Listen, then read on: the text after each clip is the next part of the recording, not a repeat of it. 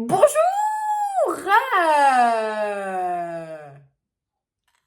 Bienvenue, messieurs, dames, dans une nouvelle vidéo.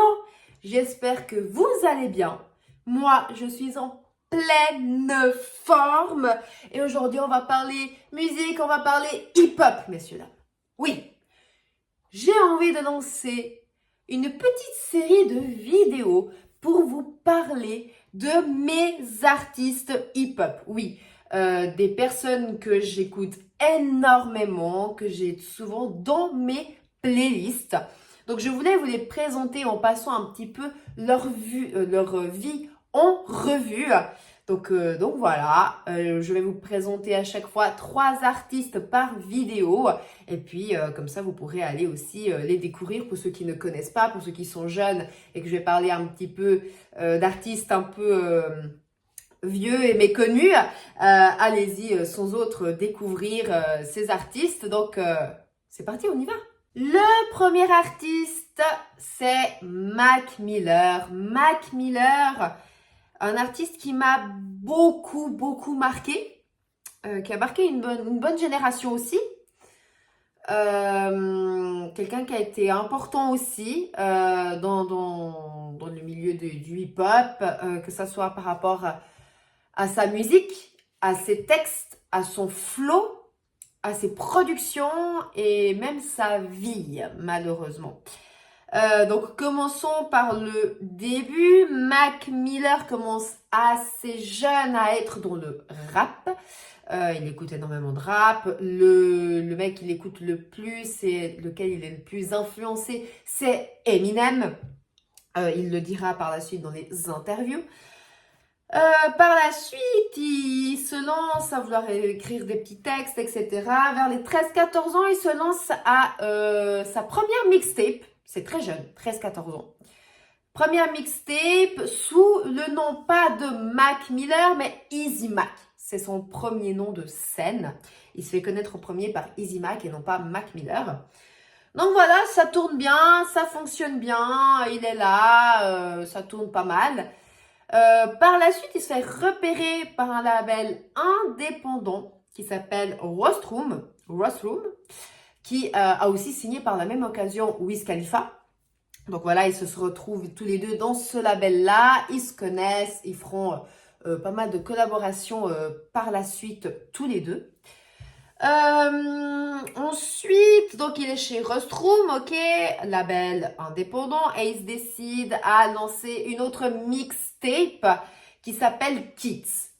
Alors avant de continuer par la suite, on va voir, et vous allez le constater, que toute sa carrière, Mac Miller était quelqu'un qui aimait et transpirait le hip-hop et a vraiment la culture du hip-hop en lui et la culture de la tape, de la mixtape. Vraiment, c'est quelque chose qui est très connu dans le milieu du hip-hop.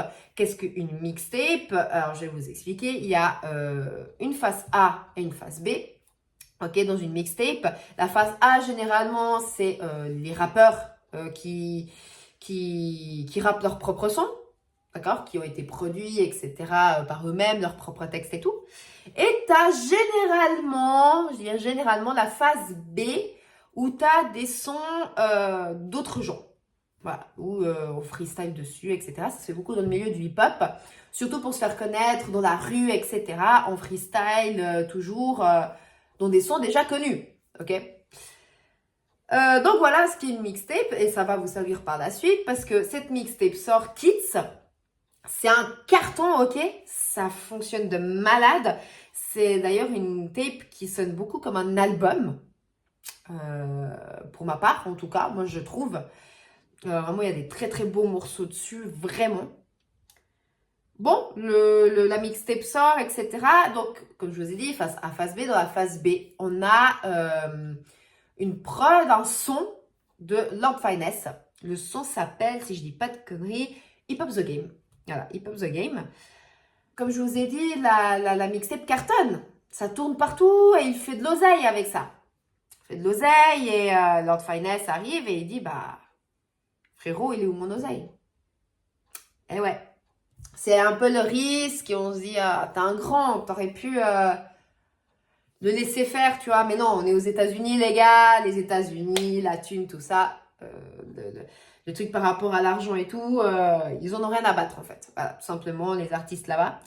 Donc, ils réclament ça et ils vont jusqu'en justice, tribunal, nanana. Ils arrivent à un arrangement financier et par la suite, bon, bah, il sera payé, quoi, dans finance, quoi. C'est juste dommage, surtout qu'il est au début de sa carrière. Tu te dis, bah, le petit, il commence à se faire connaître et tout. Venir déjà le casser la tête avec des problèmes d'argent et tout, flemme, quoi. Mais bon, avançons. Donc voilà, il y a cette mixtape qui sort et nous on est tous là, on se dit bah il y a un album qui va sortir. Culture du hip-hop, la culture mixtape, il ressort une autre mixtape. La mixtape qui comporte le son qui parle de Donald Trump, qui est du même nom, hein, le son s'appelle Donald. Et en fait, le son parle tout simplement du fait qu'il veut faire de l'argent comme Donald Trump. Et là, on se dit, c'est encore un problème. Oui. Alors, sur le moment, on se dit pas que c'est un problème, parce que la musique, elle est assez, je dirais, innocente, entre guillemets. Enfin, je veux dire, c'est un truc assez logique, à savoir que Donald Trump, à ce moment-là, n'est pas président. Donc, il n'est pas passé encore par cette case-là, etc. Hein, ok? Donc, vous bannissez ce côté-là. Donald Trump, à ce moment-là, est financier. C'est quelqu'un qui a réussi dans la carrière. C'est un gars qui a beaucoup d'argent, beaucoup de thunes, etc. D'accord? Un entrepreneur. Donc, dans le milieu du hip-hop, du rap, etc., c'est un gars qu'ils vont souvent utiliser justement pour dire qu'il fait de la thune, quoi. Et à ce moment-là, bah, Mac Miller décide de faire une musique avec le nom de Donald Trump directement. Donald Trump n'a pas aimé. Au début, ça fait pas de bruit, c'est plus tard. Et puis après, il dit qu'il veut son argent, je sais pas quoi. Finalement, je crois que ça s'est jamais fait, si je dis pas de bêtises. Donc, un incident comme ça dans cette mixtape. Mais cette mixtape est très intéressante.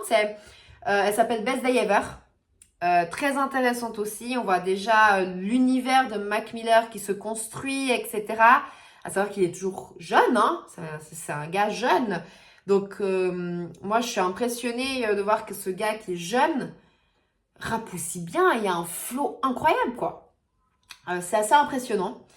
Et ce qui est aussi impressionnant, et je le notifie ici, c'est qu'il a eu cette audace, c'est ce truc très intelligent de jouer avec YouTube et de faire des clips tout de suite assez quali, en fait. Parce qu'en fait, il a dans son entourage un ami qui se lançait aussi dans la vidéo.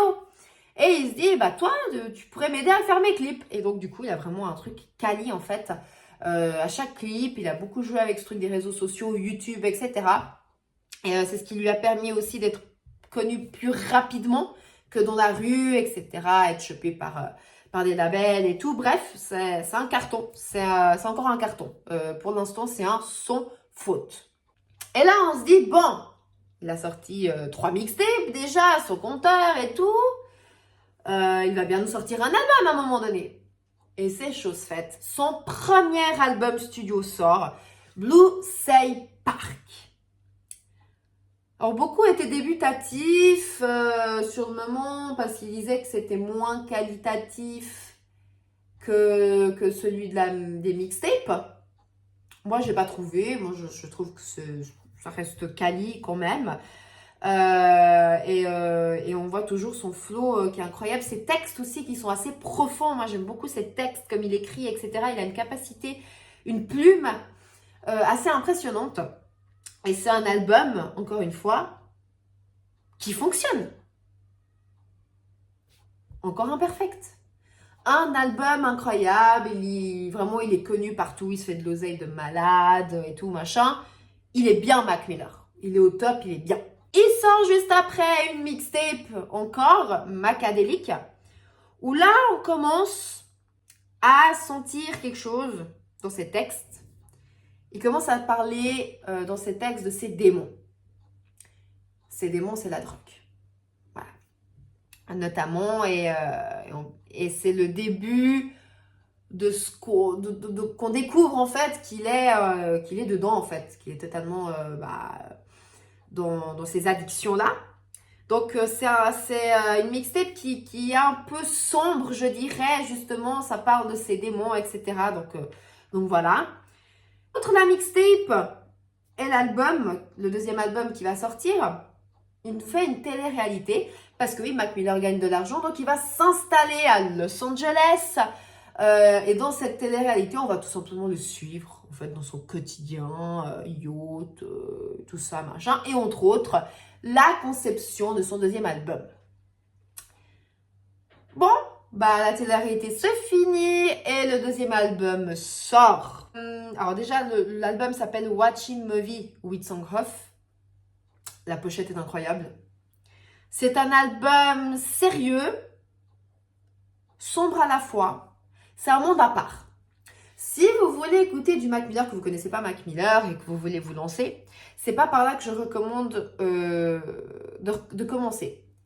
Parce que c'est un album incroyable. Moi, j'ai beaucoup aimé cet album. Mais par contre, c'est pas un album tout public. C'est vraiment un monde à part, avec des productions à part et des paroles aussi. Alors, pas des paroles à part pour le coup, mais c'est assez dans le sombre parce que c'est quelqu'un qui s'auto-analyse beaucoup. On verra ça dans la carrière de Mac Miller. C'est quelqu'un qui s'auto-analyse énormément. Et du coup, ça se ressent beaucoup dans cet album-là. C'est vraiment un monde à part. Donc, c'est pas cet album-là que je recommande aux gens de connaître, en fait, de commencer pour connaître Mac Miller. Mais un album incroyable qui fonctionne de nouveau. On a les chiffres, ils sont là, ils sont bons. Très, très bons même. Mac Miller est à ce moment-là au top. Voilà.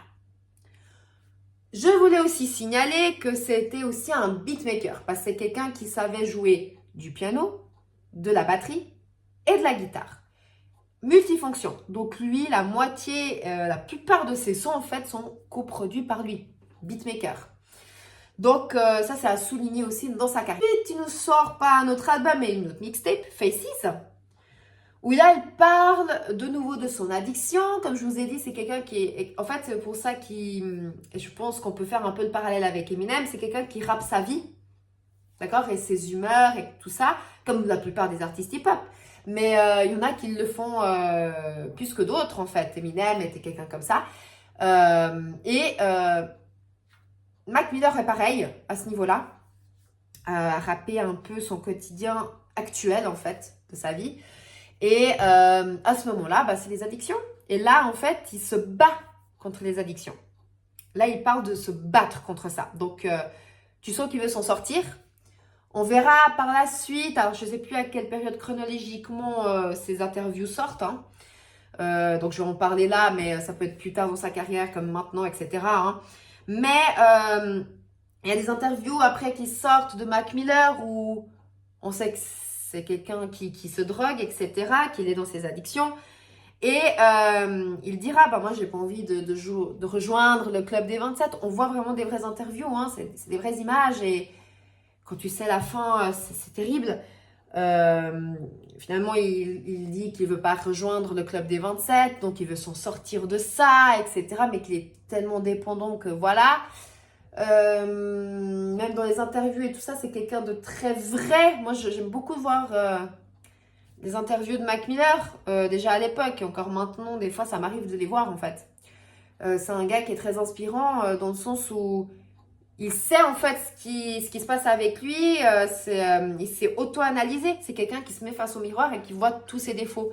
Et elle n'avait aucun problème à en parler forcément dans les interviews et tout ça, de manière toujours bien faite en fait. Il parlait pas mal, il parlait bien de ses problèmes, ses addictions, même de la musique en général, etc. Donc voilà. Et bref, donc cette mixtape parle effectivement de son addiction et le combat qu'il mène contre cette addiction-là. Je vais parler des interviews, mais je vais parler d'une vidéo choc qu'il y a eu. Maintenant, elle est encore plus choquante parce qu'on sait la fin, mais à l'époque, c'était quelque chose qu'on n'a pas relevé malheureusement. C'est une vidéo où on le voit avec French Montana en studio. Ok? Et à ce moment-là, French Montana, c'est quelqu'un qui se droguait aussi. D'accord? C'était quelqu'un qui prenait aussi des drogues, etc. Et on les voit les deux au studio, etc. Et on le voit, en fait, Mac Miller préparer sa dose de drogue, qui est une boisson, pour ceux qui ne savent pas, qui s'appelle la lean. C'est une boisson qui vient surtout du sud des États-Unis. Ça s'est fait beaucoup là-bas et après, ça s'est un peu propulsé au haut. Mais c'est vraiment une drogue qui s'est beaucoup faite dans le sud, en fait, des États-Unis. Donc voilà, la lean, c'est un mélange de Sprite avec des substances. Je ne saurais pas vous dire les noms, donc je ne suis pas spécialiste là-dedans. Mais je sais que c'est un mélange de Sprite avec un certain mélange de drogue, etc. De substances. Donc il est en train de préparer ce mélange, Mac Miller. Et French Montana, je répète, c'est quelqu'un qui se drogue à ce moment-là. Et il est à côté, et puis il le regarde, et puis il fait mec, ta dose, c'est trop là. T'as trop dosé. C'est pas bon pour toi. Il faut que tu réduises ta dose ta dose dans la boisson. C'est trop ce que tu fais et tout. Là, Mac Miller, il rigole et tout. Mais moi, j'aime bien cette dose. Ça me convient et tout, machin. Bref. Moi, ce qui me choque réellement dans cette vidéo, c'est que c'est un mec qui est aussi drogué, qui dit à l'autre qui est drogué, ta dose, c'est trop. On voit en fait la dépendance à ce moment-là dans cette vidéo et une alarme en fait, mais que personne n'a pu forcément lancer. Tu vois, dire « Ah, c'est pas bon ». Cette vidéo est encore trouvable sur YouTube, hein, si jamais. Donc vous pouvez aller faire des recherches. Je voulais faire cette parenthèse-là. Passons à la musique. Là, il arrive à la terme de son contrat chez le label Rostrum. Donc il est libre. Il est libre, il y a plein de labels qui s'intéressent à lui, il y a énormément de labels qui lui proposent des sommes et des sommes, parce qu'il fait des ventes jusqu'à maintenant, je vous le dis, c'est un zéro faute. Finalement, il se décide à vouloir faire son propre label, qui s'appellera Remember. Il signera chez Warner Bros, avec un bon chèque, évidemment, pour faire la distribution de sa musique, de ses albums. Donc voilà, à ce moment-là, il nous ressort un album, un autre, très solide, où l'on voit un single avec Ariana Grande. Très important à mentionner, ça fait partie de sa carrière, etc. Hein. Ils tombent tous les deux amoureux. Ariana Grande, qui est une grande pop star qui est en train de naître, vraiment elle est au début de sa carrière, elle vient de sortir de Disney, etc. Donc elle est en train de lancer sa carrière musicale, c'est un carton, etc.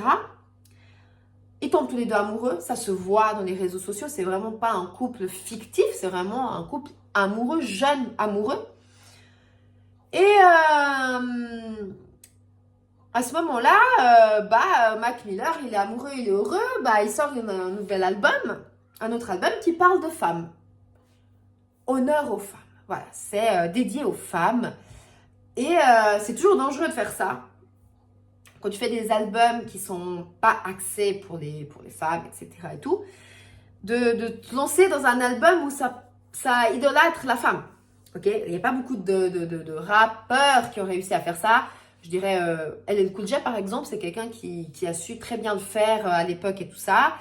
Moi, je ne connais pas beaucoup là comme ça de tête, mais Mac Miller a réussi, il l'a fait bien. Tu peux le faire. Bien sûr, ce changement-là, tu peux le faire, mais tu dois le faire bien. Et Mac Miller a su le faire très bien. Donc déjà, bravo à lui. Ça a été un carton de nouveau. Il y a ma musique préférée dans cet album avec Anderson .Paak, tout fraîchement signé chez Aftermath, le label de Dr. Dre. Moi, je dis bravo.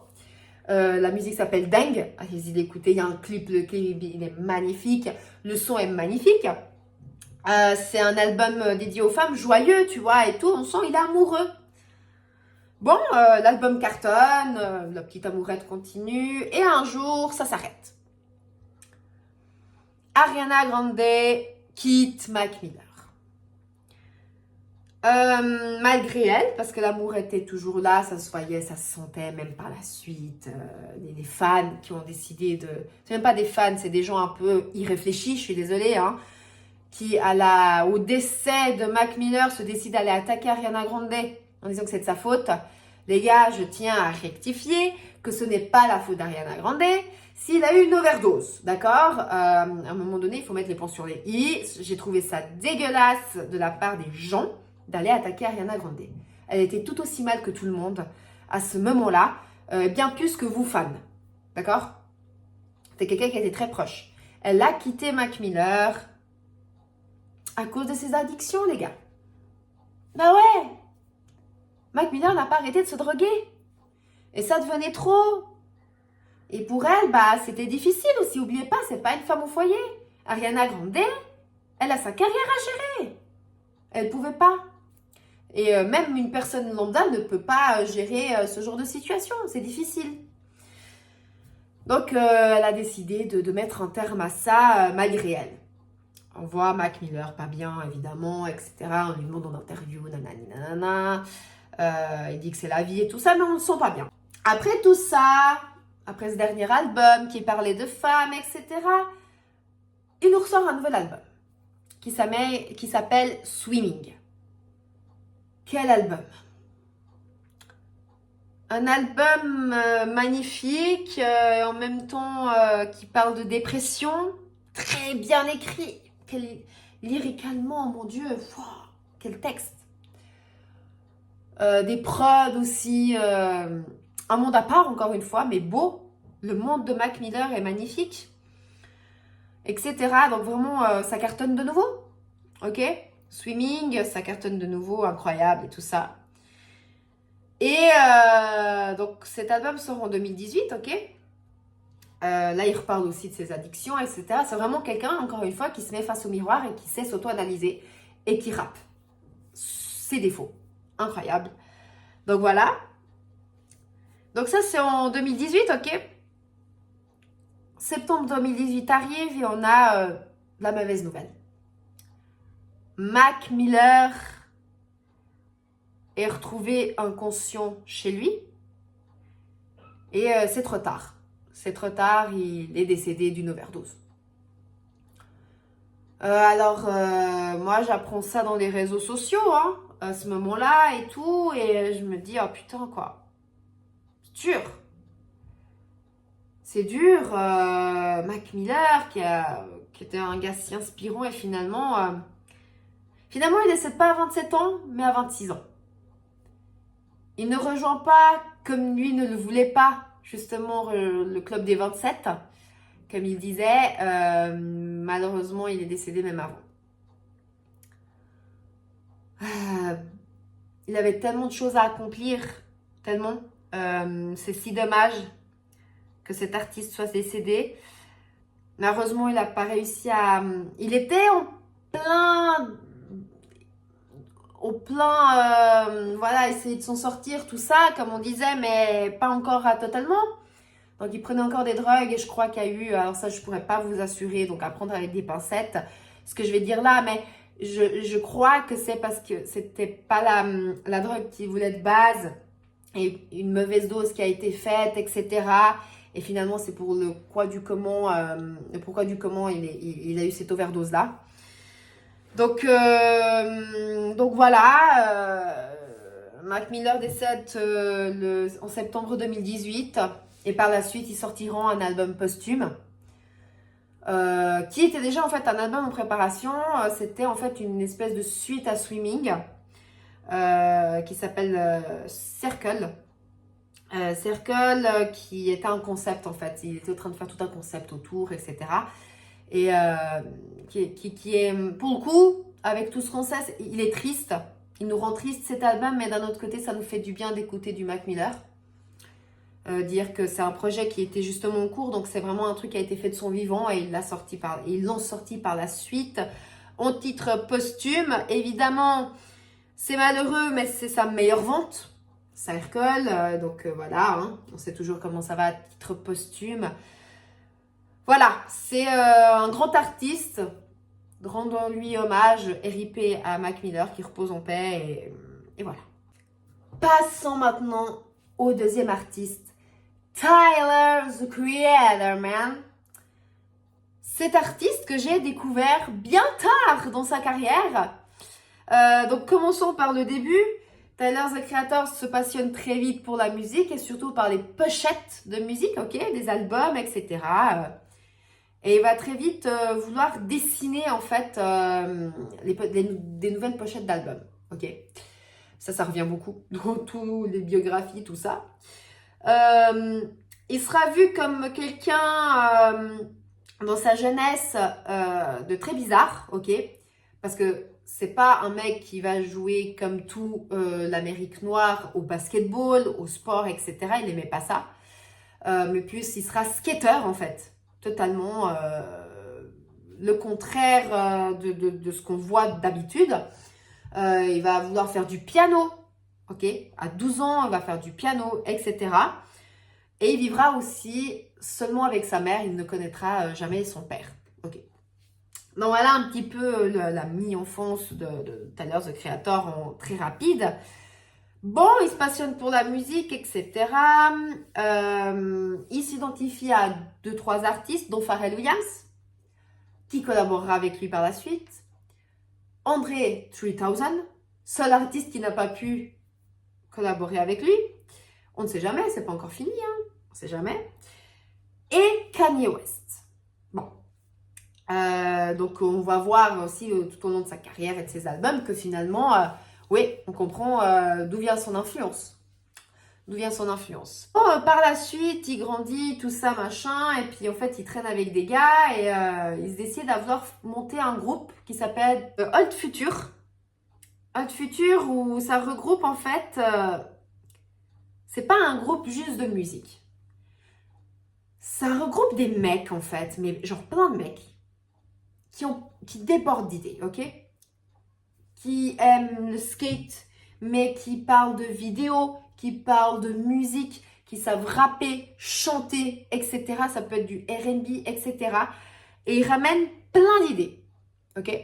Il y a entre autres dans ce groupe Domo Genesis, très important, Domo Genesis, un très très bon rappeur, hein, et qui a entre autres fait des collaborations avec Anderson .Paak. Frank Ocean, qui a extrêmement bien réussi, que tout le monde connaît. Et j'en passe, beaucoup d'artistes. À ce moment-là, ils ont créé un espèce de mouvement qu'il n'y avait pas dans la West Coast parce qu'on sait que depuis des années, le gangsta rap est là et on ne change pas en fait de mouvement. C'est toujours le mouvement gangsta rap qui est là et tout machin. Et eux, ils arrivent avec un nouveau mouvement qui est mi-East Coast, mi-West Coast, avec un peu ce côté rock, dans l'énergie, même sur scène, etc. Donc voilà, alors ce groupe sortira 2 mixtapes ensemble. Tyler, the Creator sera encore de la partie, etc. Pendant ce groupe, il y en a qui, de temps à autre, font des trucs en solo, tu vois. Et Tyler, the Creator est un personnage où, pour le coup, est pas très différent, on le remarque. Par rapport à sa carrure, etc., ce côté un peu fou, et côté un peu provocateur aussi, et ce côté de voix grave, très grave, comme ça, tu sais tout de suite que c'est lui qui rappe en fait, c'est indéniable.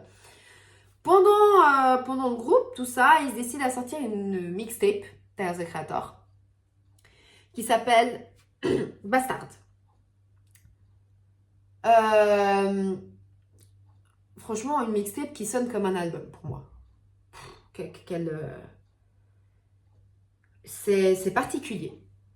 Quand on entend ça, moi j'ai écouté plus tard, hein, du coup j'ai été découvert après ces albums, mais c'est sombre, c'est provocateur, c'est particulier. Mais les gens adhèrent. Les gens adhèrent à son univers, à son côté un peu fou, provocateur. Donc voilà, donc il y a cette mixtape qui sort.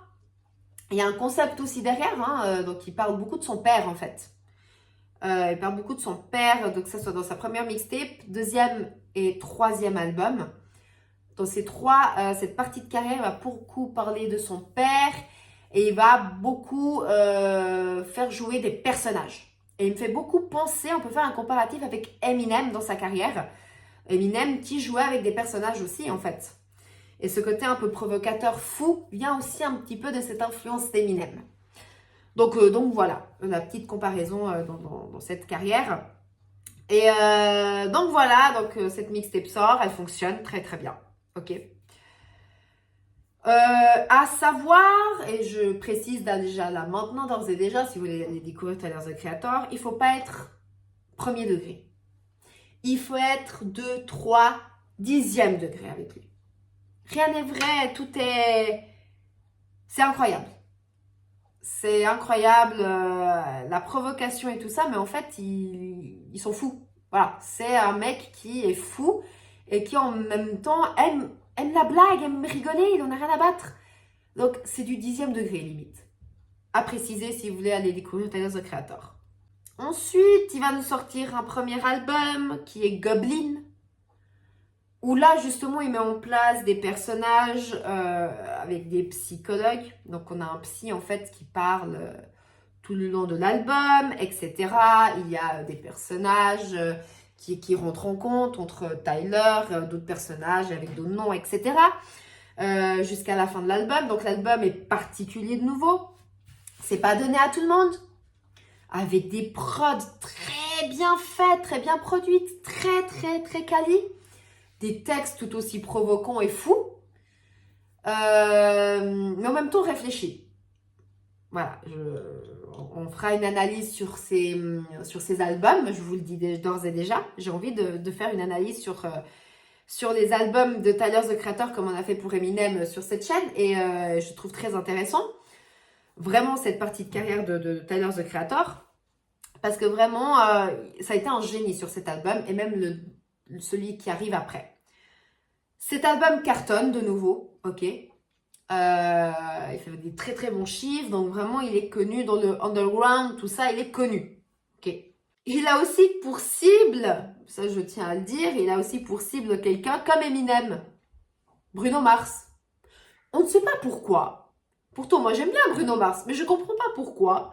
On comprend pas pourquoi il s'attaque à Bruno Mars, et plusieurs fois dans les interviews on lui demande pourquoi tu n'aimes pas Bruno Mars. Mais j'ai le droit de ne pas aimer Bruno Mars. Et c'est tout. Il a envie de le tacler. Ça fait aussi penser à Eminem à ce niveau-là. Voilà. Bref, il sera aussi approché par la télévision. C'est un mec qui touche à tout. Vous allez voir, dans sa carrière, il va toucher un peu à tout. Il a peur de rien. Et ce sera une chaîne de télévision sur une émission de prank, en fait. Parce qu'ils voient le personnage un peu fou, provocateur, ils s'en foutent un petit peu et tout. Drôle. Et ils le veulent en fait pour faire des pranks, et il va faire 3 saisons. 3 saisons. Donc c'est pas rien. 3 saisons, ça fonctionne, on le connaît et tout machin. À ce moment-là, il sera invité par Pusha T pour rapper, par The Game, Martial versus The Goblin. Incroyable morceau. Ils invitent Lil Wayne pour faire leur frein. Le morceau il est incroyable. Le clip est incroyable aussi. Donc vraiment, même les rappeurs, tout ça, voient qui c'est Tyler et ils le veulent. Et il va sortir son deuxième album, du coup, Wolf. Et là aussi, c'est de nouveau un album fou, prod incroyable. Là aussi, en fait, c'est comme une continuité à son premier album, où on continue avec ce côté psychologie, etc. Il y a des nouveaux personnages qui interviennent, il refait tout un concept, etc. C'est très intéressant de nouveau. Toujours provocateur, avec de nouveau un concept de personnage, tout ça. Ça fonctionne, encore une fois. Ça fonctionne. Encore une fois, c'est lui-même qui fait ses propres sons, etc. Et tout. Bon, le troisième album arrive, et là, c'est un peu, moi je l'appelle l'album transitoire, ok? L'album s'appelle Cherry Bomb. On voit que même la pochette est très expérimentale, je dirais ça comme ça. Alors attention, parce que ça je ne l'ai pas dit, mais Tyler the Creator est beaucoup dans le visuel aussi. Donc le visuel des clips est très important dans ses concepts, etc. Il fait vraiment tout un univers en fait. Hein. C'est très intéressant à analyser ses albums et ses clips en fait. Et là n'est pas coutume, donc c'est un concept Cherry Bomb où c'est très mélodieux, En fait, c'est un peu, c'est pour ça que je dis que c'est un album un peu transitoire. Ça va aller sur sa deuxième partie, un peu de carrière. Je dis deuxième partie, mais voilà. Où c'est un peu moins, c'est toujours provocateur, mais c'est beaucoup moins dans ce truc un peu plus sombre, production sombre, etc. On est plus sur des sonorités un peu plus joyeuses. Mais Cherry Bomb, alors ça a bien fonctionné, mais c'est pas les mêmes chiffres, d'accord? Ça a moins fonctionné que les précédents. Ça a moins fonctionné parce que les gens, ils n'ont pas trop compris. Parce qu'on n'a pas l'habitude de voir Tyler, the Creator sur ça, en fait. Bon, il se décide à vouloir faire un album un peu plus rap quand même, mais toujours en changeant un peu de sonorité, ok? Et c'est là où moi je le découvre. Et l'anecdote, les gars, je pense que vous allez rigoler en fait, de mon anecdote de comment je découvre Tyler, the Creator. Je découvre Tyler, the Creator avec cet album qui s'appelle Flower Boy. Comment j'ai découvert Tyler, the Creator avec Flower Boy? À ce moment-là, on a Jaden Smith qui sort aussi un album. Et je suis en recherche de cet album-là pour l'acheter, ok? Je suis sur un site suisse où je commande beaucoup mes CD, tout ça. Et je trouve pas de CD de Jaden Smith à ce moment-là. Mais je vois en fait justement celui de Tyler, the Creator, Flower Boy. Et je me dis, en fait, je vois pas tout de suite que c'est Tyler, the Creator. J'ai l'impression que c'est Jaden Smith. Je sais pas pourquoi. J'ai mal lu, je pense, le descriptif et tout ça. Donc, je commande.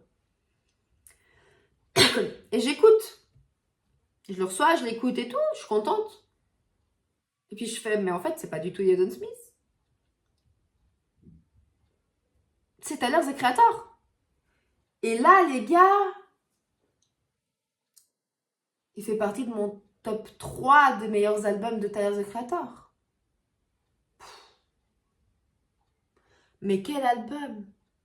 Franchement, en termes sonorité, production, tu vois l'évolution en fait de Tyler, the Creator à ce niveau-là. Les paroles, lyricalement incroyables. Les featuring, incroyables. Non, cet album est incroyable et ça fait des chiffres de malade, les gars. Dans cet album, il va dire aussi, voilà, le côté provocateur est toujours là, il va dire dans cet album qu'il est gay. Bon, beaucoup de gens ne le croient pas parce que je vous dis, on écoute The Creator au 10e degré. Mais sur 300, il le dit, ok? C'est important pour la suite de sa carrière, ça. Bref, bon, il troll beaucoup, donc on ne croit pas trop et tout. Cet album, il est nominé aux Grammy Awards. Il ne gagnera pas cette année-là. Bref, à ce moment-là, il y a aussi une mini-altercation avec Eminem. Je crois que c'est à cette période-là. Un peu bête, mais en fait, Eminem ne s'excuse jamais pour les clashs qu'il fait, etc. Tu vois, il ne s'excuse jamais envers personne. Là, il s'est excusé envers Tyler, the Creator. Et oui, les gars, dans une interview. En fait, il y a eu, j'ai pas trop compris si c'est Tyler, the Creator dans un son ou dans une interview. Pourtant, Tyler, the Creator adore Eminem. Mais c'était dans une interview où il venait de sortir Rap God, en fait, Eminem, à ce moment-là. Et en fait, Tyler, the Creator n'a pas trop aimé, en fait, il n'a pas aimé forcément ce son-là. Je sais pas s'il l'a critiqué ou j'en sais rien, enfin... Bref, ça a été mal pris par Eminem, en fait, ce truc, cette chose. Et en fait, Eminem l'a taclé dans une interview. Et par la suite, dans une autre interview, Eminem dira, en fait, moi j'aime beaucoup ce gars, j'aime beaucoup ce qu'il fait et tout. Et il n'a pas dit tout de suite, je m'excuse, mais en fait, j'aurais peut-être pas dû tacler Tyler, the Creator, quoi. Parce qu'au final, Tyler, the Creator sera un des seuls artistes à parler de l'album Relapse, qui est sorti en 2009, qu'on a parlé sur cette chaîne. Allez-y voir la vidéo, les gars. Allez-y la voir. Où, et justement, il parle en bien de cet album, où il dit la perf d'Eminem, etc. Personne ne pourra le refaire, ni même moi, personne. Donc voilà. Donc au final, c'est une mini-guerre qui s'est faite sans être faite. Donc bon, voilà, passons ce truc-là. Très vite fait. Bon, il passe à un autre album.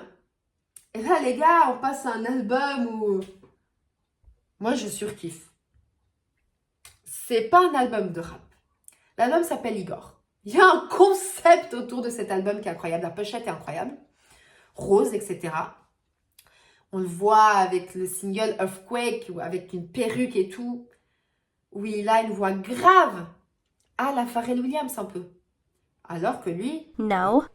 excusez-moi, une voix aiguë, je sais pas pourquoi à chaque fois je me trompe entre les deux. Désolé. Bref, comme je disais, on le voit avec une voix aiguë comme Pharrell Williams et non pas une voix grave comme on a l'habitude de l'entendre.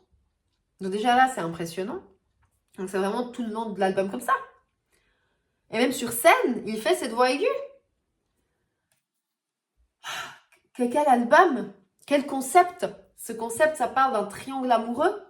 Ça peut être entre un mec et deux meufs, mais aussi trois mecs. Donc, Tyler, son amant, amante, son compagnon, compagnonte. Et beaucoup disent, et lui-même le dit, c'est trois mecs. Continue le truc du je suis gay, quoi. Nous, on pense toujours que c'est du troll parce qu'on voit dans des interviews où il troll beaucoup avec ça. Donc, voilà. L'album est incroyable. Alors, c'est pas un album de rap, c'est assez. En fait, on peut même pas qualifier quel est le style de cet album. Tellement c'est différent. T'as les sonorités un peu hip-hop, mais c'est pas réellement du hip-hop. Ok? Cet album cartonne. Il arrive top 1 au Billboard 200. Il est nommé aux Grammy Awards pour Best Rap Album, ok? Et il gagne. C'est pas un album de rap, mais il gagne, les gars. Incroyable. Là, il est au top. D'ailleurs, il se fera tacler par DJ Khaled, parce que DJ Khaled, à ce moment-là, fait des hits d'été et tout ça. C'est la première fois qu'il est pas numéro 1. Voilà. Donc, il tacle Tyler, the Creator. Il est jaloux. Bref. Donc voilà, cet album incroyable. Et il sortira son dernier album en date qui s'appelle Call Me If You Get Lost. Un concept aussi. L'album qui est déjà plus rap du coup, mais toujours avec des sonorités. Moi, je trouve qu'il est tellement fort dans les productions. À mélanger ce côté un peu jazz, hip-hop, le piano, les kicks, tout ça. Trop fort, Tyler. Trop fort. Cet album, c'est des prods très très bien travaillés. Un concept et toute une imagerie de nouveau. Il fait la promotion d'ailleurs de sa marque, on va en venir juste après. Chapeau, machin, tout ça. Incroyable. Cet album se place de nouveau numéro 1 au Billboard 200. 2 fois de suite, 2 albums de suite. Il est nominé de nouveau Grammy Awards. Et il regagne le Best Rap Album, les gars. Tout va bien pour lui. Tout va bien pour lui. Moi, je suis trop contente parce que moi, je kiffe ce rappeur. Il continue à faire toujours un peu des trucs d'émissions de télé. Il s'intéresse à la mode. C'est un gars qui s'intéresse à la mode. Il crée sa propre marque. Golf, le fleur. Le fleur et pas la fleur. Et il fera aussi, c'est là où je dis qu'il touche à tout, c'est que bah voilà, il est dans la mode et il fera la musique du défilé de Louis Vuitton. Il est sollicité.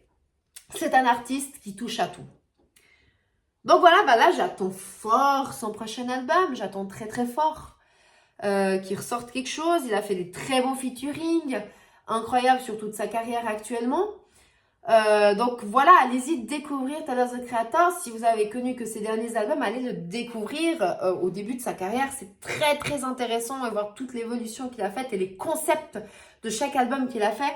C'est très très très intéressant. Donc voilà pour cet artiste. Le dernier artiste que je voulais parler dans cette liste, c'est un gars qu'on ne cite jamais par rapport à sa longévité de carrière. Oui, on a des Eminem qui a une grande carrière. Jay-Z, ok, fait partie de cette liste. Dr. Dre, Snoop. Mais on oublie en fait de citer Busta Rhymes, les gars. Ouais, Busta Rhymes est là depuis les années 80, les gars. Et oui. Et Busta Rhymes, là, on va parler d'un gars old school, les gars. D'un gars old school qui est très important, je trouve, dans la culture du hip-hop et qu'on ne cite pas assez. Ok, on ne cite pas assez, alors que c'est un personnage loufoque, excentrique, vraiment qui a une certaine image cartoonesque, qui a des textes très cartoonesques, un flow extrêmement rapide et incroyablement bien rappé, un flow incroyable. Et ouais, Busta Rhymes commence dans les années 80. La légende dit que le grand Busta Rhymes aurait été à l'école avec Biggie et Jay-Z. La légende. Imaginez si c'est vrai, en fait. Les trois gars dans la cour en train de freestyler. Ah là là, quel rêve, quel rêve. Bref, il commence dans les années 80 à être dans un groupe. Dans un groupe qui est appelé le Leaders of the New School, ok? Ils seront beaucoup propulsés par Public Enemy. Ils vont faire d'ailleurs leur première partie. Ils sont très très bons sur scène, ok? D'ailleurs, Busta Rhymes, tout le long de sa carrière, un gars qui est très fort en live, sur scène, etc., c'est Busta Rhymes. Il faut aller voir Busta Rhymes. Voilà. J'ai vu des images, des trucs, des concerts de Busta Rhymes et tu restes dingue devant les images. Un mec fou. Bref, Busta Rhymes, voilà, il est dans ce groupe, etc. Entre autres, pendant qu'il est dans ce groupe, on l'appelle en solo, dans des featuring. Busta Rhymes est connu en fait pour faire les fins de morceaux. Parce qu'en fait, il tue en fait les couplets. Les gens qui sont avec lui dans le son, il les découpe. Et tu n'arrives pas à passer après Busta Rhymes. Donc ils savent où il faut mettre Busta Rhymes en fait. À la fin des morceaux. Donc voilà, Busta Rhymes, il fait ça, il est dans les featuring, etc. Ok. Le groupe se sépare et il signe chez le premier label Elektra. À savoir que tout le long de sa carrière, Busta Rhymes va signer chez beaucoup de labels. Ok? Donc je ne vais pas réussir à tout citer parce qu'il y en a énormément et il a fait énormément d'albums aussi. Donc je vais vraiment survoler. Mais là, le premier label, c'est Elektra. Il va sortir 3 albums, je crois, dedans, chez Elektra, qui fonctionnent tous très bien. Donc voilà, il est vraiment invité partout, il cartonne. Il est vraiment connu pour son personnage loufoque, cartoonesque, un gars qui est excentrique dans ses coupes de cheveux. En fait, il est distingué, on le reconnaît tout de suite. Il est distingué par sa coupe de cheveux toujours très différente des autres, par rapport à son habillement, sa tenue, etc. Toujours très différente aussi. Et sa manière de rapper, son flow rapide et en même temps un peu ses mimiques aussi pas dans les concerts, mais dans les clips. On le voit en fait à ouvrir les yeux comme ça, il rappe comme ça et tout. Oh. Incroyable, franchement incroyable. Donc du coup voilà, donc il sort ces 3 albums qui fonctionnent très bien. Le dernier album qui a été fait chez Elektra il a fait des bons chiffres, il a juste fait disque d'or. Mais pas les grands chiffres qu'il y a eu sur les 2 autres albums. Ok. Donc voilà, du coup, Elektra se décide à ne pas poursuivre avec Busta Rhymes. Il arrivait de toute façon à la fin de son contrat. Et décide de ne pas le renouveler. Du coup, Busta Rhymes se décide à aller signer chez un autre label. Le label J Records, qui a signé entre autres Whitney Houston. Ok. Donc on parle de ce label-là, légendaire. Où il sort son album Genesis. Genesis qui a été entre autres fait par Scott Storch et Dr. Dre. Il y a eu aussi un peu de Puff Daddy là-dedans, ok? Et là, on voit tout de suite un album incroyable, avec des prods incroyables. De toute façon, dès qu'il y a Dr. Dre dedans, Scott Storch qui est incroyable, aussi à ce moment-là, même Puff Daddy qui a une grande vision de l'industrie. Très fort. Ça fonctionne du tonnerre, cet album. C'est un carton, ok? C'est un carton. On sait aussi qu'à ce moment-là, on lui conseille. Parce que, voilà, il a fait 3 albums et tout. Le dernier album avant Genesis, ça avait moins bien fonctionné. Et c'est Puff Daddy qui lui dit, écoute, t'as un putain de flow, t'as l'image, t'as tout. Il faut juste que tu descentes maintenant la tonalité. Busta Rhymes, c'est quelqu'un qui gueulait beaucoup dans les sons. D'accord? C'est sa manière de rapper. Et en écoutant Puff Daddy, on sent que sur cet album, il est moins dans le cri, moins dans le ah tout le temps comme ça, ok? Et c'est un putain de rappeur, même comme ça. Grandiose. Album grandiose. Dre l'a aussi beaucoup aidé artistiquement au niveau de l'imagerie, etc. de l'album, le concept. Très très très bon. Très très bon, très très bon album.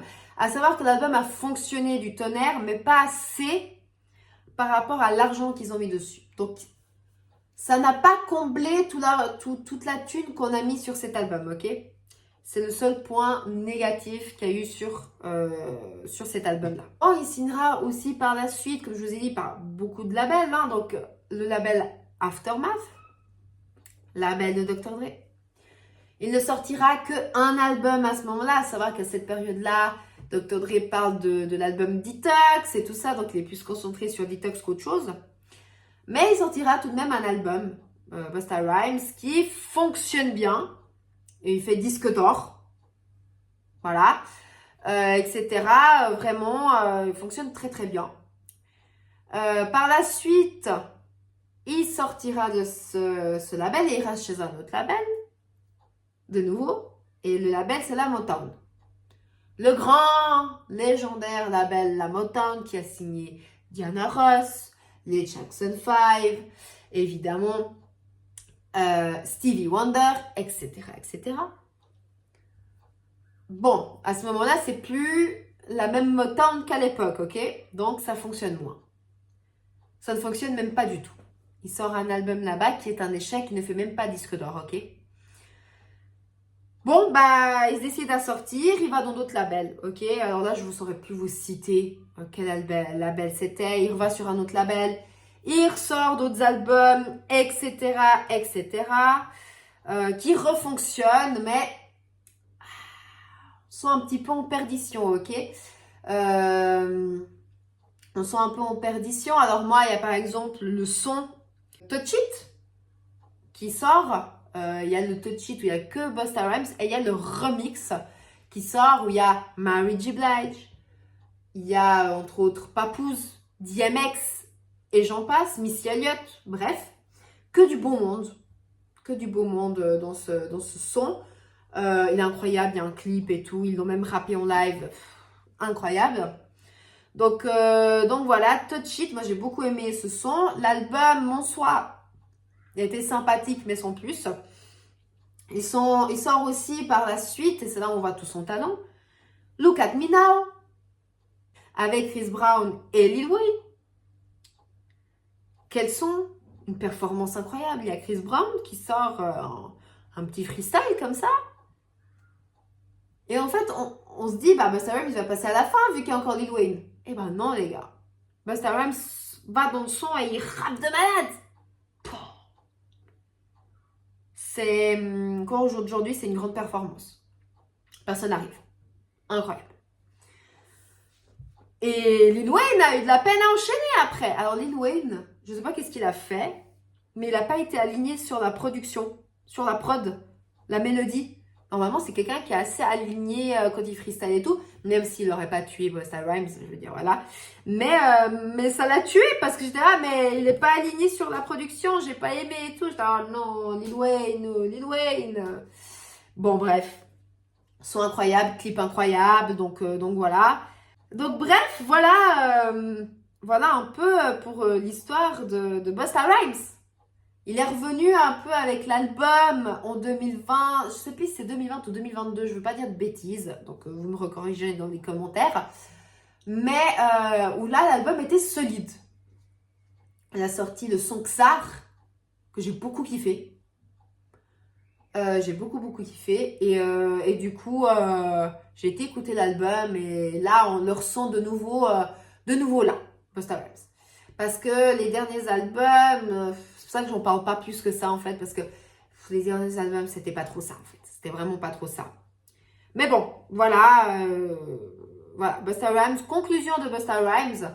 C'est un gars qui m'a beaucoup marqué aussi, qui me marque beaucoup par sa capacité de flow en fait, une grande performance de flow où il arrive à être mélodieux, il peut crier comme il peut rapper doucement, bas ou plus calme, il peut freestyler hyper vite comme il peut freestyler hyper doucement. On n'oublie pas le featuring avec Maria Carey qui a été un carton. N'oublions pas tout ça. Et donnons en fait un peu la couronne aussi à Busta Rhymes. On ne donne pas assez à Busta Rhymes, on oublie souvent Busta Rhymes de le citer et tout. Busta Rhymes, c'est un grand, les gars. C'est un grand. Sur scène, c'est un des meilleurs aussi. Voilà, moi je dis que Busta Rhymes, c'est de la folie maîtrisée. Dans les textes, il n'est pas fou. D'accord? Par contre, dans l'imagerie, même des mimiques, là, machin et tout, il est fou.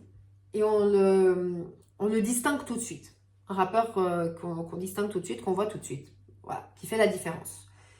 Donc, marquons un pouce pour notre très cher Busta Rhymes, quoi. Allez découvrir les sons de Busta Rhymes et tout ça, ça en vaut vraiment la peine. Les plus jeunes, tout ça. Allez voir Busta Rhymes. C'est hyper important et lui, il fait partie de mes playlists à part entière. Et voilà, messieurs, dames, pour cette vidéo. Je vais m'arrêter à là. J'espère que vous avez apprécié, que ces trois artistes vous ont donné envie d'aller les découvrir, d'aller les voir pour ceux qui ne les connaissaient pas. C'est des grands artistes, hein. Encore une fois, RIP à Mac Miller. Donc voilà, ça c'est des artistes que j'aime beaucoup et que j'écoute énormément dans mes playlists, etc. Ils sont très souvent là tous les jours dans ma playlist. Au moins une fois par jour, j'écoute du Tyler the Creator, en tout cas ça c'est sûr. Donc voilà, je vous donne rendez-vous pour des prochaines vidéos. Et d'ici là, portez-vous bien. N'oubliez pas de mettre un petit pouce en l'air, de faire un petit commentaire, de partager la vidéo et de vous abonner. Je vous dis à une prochaine. Ciao!